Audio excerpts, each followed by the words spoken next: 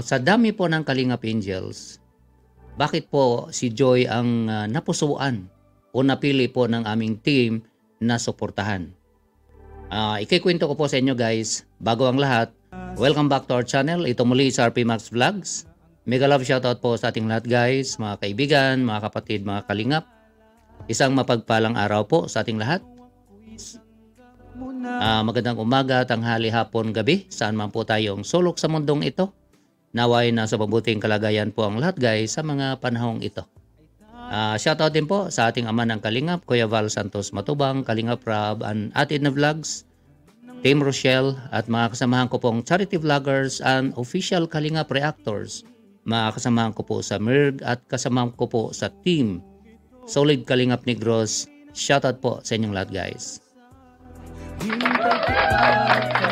Ikwento ko po sa inyo guys na kung bakit sa dami po ng Kalingap Angels, bakit po si Joy ang napusuan po naming tulungan. Actually marami naman po tayong nakasubaybay guys sa situation po ni Joy, gaano po sila kahirap nung araw at humanga po tayo sa kanya dahil ganon pa man yung kanilang situation, gaano mang kasira ang kanilang bahay, hindi po siya nahihiya. Kung saan po siya sasakay at kung saan po siya hihinto, kahit nasa harapan ng sira-sira po nilang bahay, hindi po siya nahihiya. Kaya doon po tayo, noon pa, humanga na po tayo kay Joy. Lahat naman po ng Kalingap Angels, hinangaan din po natin. Pero siyempre, hindi naman po natin kayang suportahan lahat. Okay? So, si Joy po ang napili natin. At naobserbahan po namin guys, mula po nung na-ribbon cutting po yung bahay ni Joy, wala na po siyang gaanong sponsor. Bagamat meron siyang sponsor, yung taga-Amerika, na nakasuporta po talaga sa kanya. Kumpara po sa ibang Kalingap Angels, yun po ang napapansin namin, hindi na po masyadong o hindi na po gaanong marami ang sponsor ni Joy. Siguro dahil tapos na po ang kanyang bahay. Normal naman po yan, once na matapos po yung bahay mo, na ribbon cutting na, usually ang sponsor mo hindi na ganong karami kumpara noong ginagawa pa lang ang iyong bahay. So normal po yun. So ngayon dahil na po sa tulong ni Kalingap Rob, ito si Joy nakapag-aral na po ng senior high.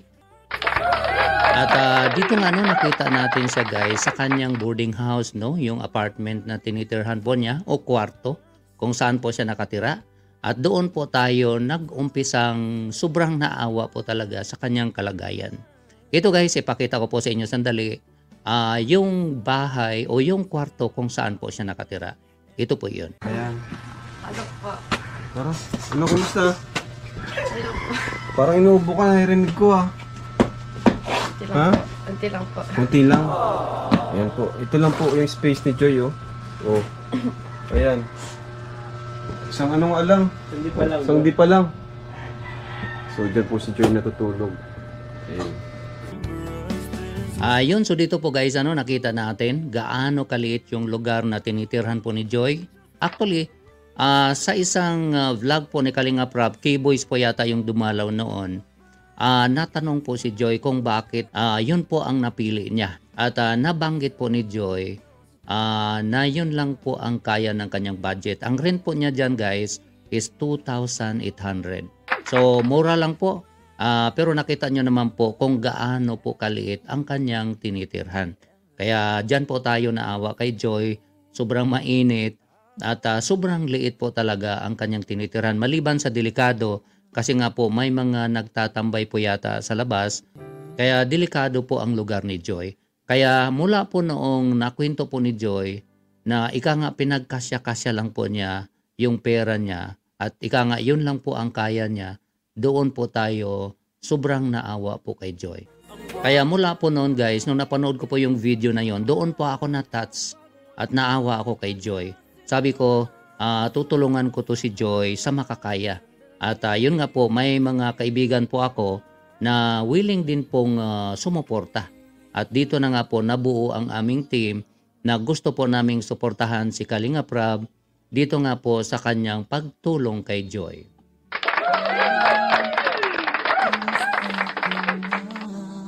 At ngayon, nakalipat na po si Joy guys. Sa napanood po natin sa vlog po ni Kalingap Rob, maganda na po ang kanyang tinitirhan. Okay? So ito guys, ipakita ko sa inyo sandali. Dito na po tayo ngayon sa bagong boarding house po or apartment po ni Joy. Ano? So, ngayon nakalipat na po sila. Medyo matagal-tagal na rin po. Mga 2 weeks na siguro, no? Medyo matagal na rin po. Ngayon lang po tayo nakapag-vlog dito. Gusto ko lang po pasalamatan ang lahat ng tumulong para sa, ayan, monthly monthly pledge yun. Monthly pledge ito ng grupo ng Team Solid Kalingap Negros. Palakpakan natin ang Team Solid Kalingap Negros. Salamat po sa inyo. Member po nila, RP Max Vlogs, Root Bites, Mix Vlog, Kate, si Gemini, Ate Feli Siang Vlog, and Sir Eddie Pardillo Vlog. Ayan, so buwan-buwan daw po ito. Napaka-generous ng mga natin. Sponsor po, maraming salamat po sa inyo sa pagtulong kay Joy. Talagang malaking tulong po sa kanila ito. Ayun, so nabanggit po ni Kalingap Rob guys, yun po yung dati naming grupo. Yung mga nabanggit po niya doon, yung mga dati ko pong kasamahan. Marami po doon sa binanggit ni Kalingap Rob, wala na po. Meron na po kaming mga bagong kasamahan. Pero nakolekta po namin kasi yun noong time na kasama po namin sa grupo si Ruth Bates at kasama pa po namin si Kate noong time na yun. Kaya yun po yung mga nabanggit ni Kalingap Rob. Pero ngayon, may mga bago na po kaming kasama. Ito po guys, ipakita ko po sa inyo sa screen. So ito po guys, sa mga bago po namin kasamahan sa team. Team Solid Kalingap Negros, RP Max Vlog, sa Ate Feliciang Official, Vic Ali Official, Ate Gemini, Eddie Pardillo Vlog, Lian, Gio Larida, Arvin Quistol, and Fatma 2 Mix Vlogs. At ito po yung bago po naming logo guys. So sila po guys, yung mga kasamahan po natin sa team. Sana po masuportahan po natin sa mga hindi pa po nakasubscribe sa kanila. So sa makakaya, gagawin po natin ang ating commitment na masuportahan si Joy sa kanyang apartment. At pati din po kay Kuya Val, susupport din po tayo guys sa makakaya po natin. At ituloy pa po natin guys na panoorin ito nga pong bagong apartment ni Joy. Ito po yun. Ayun! Wow! Ang ganda ng ano nyo, no? Mas okay na dito. Mas malawak na siya. So, magkano ang ano nyo dito? Renta? 4 po. 4K. 4,000 pesos? Apo. Ayun. Pasok na pasok sa budget natin. So, kuya, pero ngayon bag natin, bibigyan natin kay Joy yung sponsor. Pasok po kayo. Mainit. Tara, pasok. Mas mainit naman dito eh. So, tara, pasok po tayo sa bagong boarding house. So, dito na rin sila, nagtutuloy. Pag halimbawa late na, dito sila tutulog. Opo. Mas okay dito, malawak. Ayos. Saka maganda yung sahig, may CR, maganda. Ayos. Ayan. May CR. Oo, may CR na malaki. So Joy, ito may buwan ng sponsor kayo, monthly pledge mula sa Team Solid Kalingap Negros para dito sa pambayad mo sa boarding house. Ito na lang, basahin ko sa iyo. Team Solid Kalingap Negros, RP Max Vlogs, Root Bites, Mix Vlog, Kate, Gemini, Ate Feli Siang Vlog, and Eddie Pardillo Vlog. Sila yung tumulong sa iyo. Buwan-buwan, bibigay siya sa iyo pambayad sa boarding house. Ayun, so nakita po natin guys, mas malaki po na dihama kumpara po noong dati. At napakalinis po siya kumpara noong dating tinitirhan ni Joy. So congratulations kay Joy at Kalingap Rob. Maganda na po ang nalipatan ni Joy. Safe na safe at malinis na.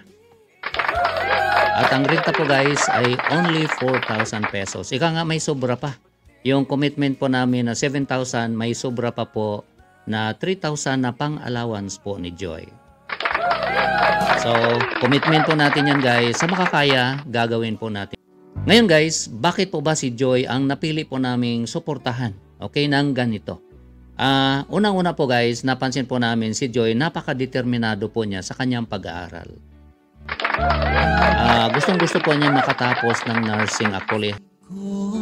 So sana po hindi magbago si Joyce at ipagpatuloy po niya yung gusto niyang matapos ang pagiging nursing. Kasi nabanggit po niya sa minsan po sa vlog ni Kalingap Rob na napag-isipan po niyang midwife na lang po ang kukunin. Mas maganda po kasi ang nursing kasi di hamak na mas malaki po ang sasahurin niya pag nursing po ang kanyang natapos. At isa pa po guys, isa din po sana gusto po namin kay Joy at sa pamilya niya, yung pagiging loyal po nila sa Team Kalingap. Actually dito nga po sa vlog ni Kalingap Rob, Nakita po natin guys no, noong pinrank po ni Kalinga Prab si nanay po ni Joy, talagang umiyak po talaga siya ng umiyak. Hanga po tayo guys sa kanyang loyalty sa Team Kalingap. Hindi ka nga niya matake na hindi na po magpa-vlog si Joy sa Team Kalingap. Kaya hanga po tayo sa kanya guys. Nandoon po ang kanyang nahihiya po talaga siya. Yung utang na loob, iniisip po niya. Bagamat sinabi nga po ni Kuya Val, bilang beneficiary, wala dapat silang utang na loob. Ganun pa man, iniisip po yon ng nanay ni Joy. Kaya doon po tayo, sobrang nahanga po sa kanilang loyalty. Yung kanilang respeto sa Team Kalingap ay nandoon po talaga. So isa po yon sa hinangaan po natin kay Joy at dito nga po sa kanyang ina. So yun po guys ang mga dahilan kung bakit si Joy po ang napusuan po ng team namin na suportahan. Bagamat gusto din naman po namin tulungan ng ibang beneficiaries dahil deserve naman po sila, meron naman po mga ibang sponsors din po na nakasupport po sa kanila. So sa ngayon, sa makakaya po namin, dito lang muna tayo kay Joy. Sa makakaya, suportahan po namin siya. So yun lang po guys, sana po masuportahan nyo din po ang channels namin. At maraming salamat din po doon sa mga walang sawang nakasubaybay. Nanonood po ng mga videos namin, walang sawang nagko-comments, nagla-likes at nagsishares ng mga video po namin. Maraming salamat sa mga silent viewers. Maraming salamat po sa inyong lahat guys. Sa mga bago lang po sa aking munting channel, huwag po natin kalimutang i-subscribe. At huwag din po natin kalimutan guys na suportahan ang ating ama ng Kalingap na si Kuya Val Santos Matubang, Kalingap Rob and Atid na Vlogs. At ang Team Rochelle, suportahan din po natin guys. Paki-like din po guys ang video na ito. Ingat po tayo guys kung nasaan man po tayo. God bless everyone. I love you all. Bye-bye.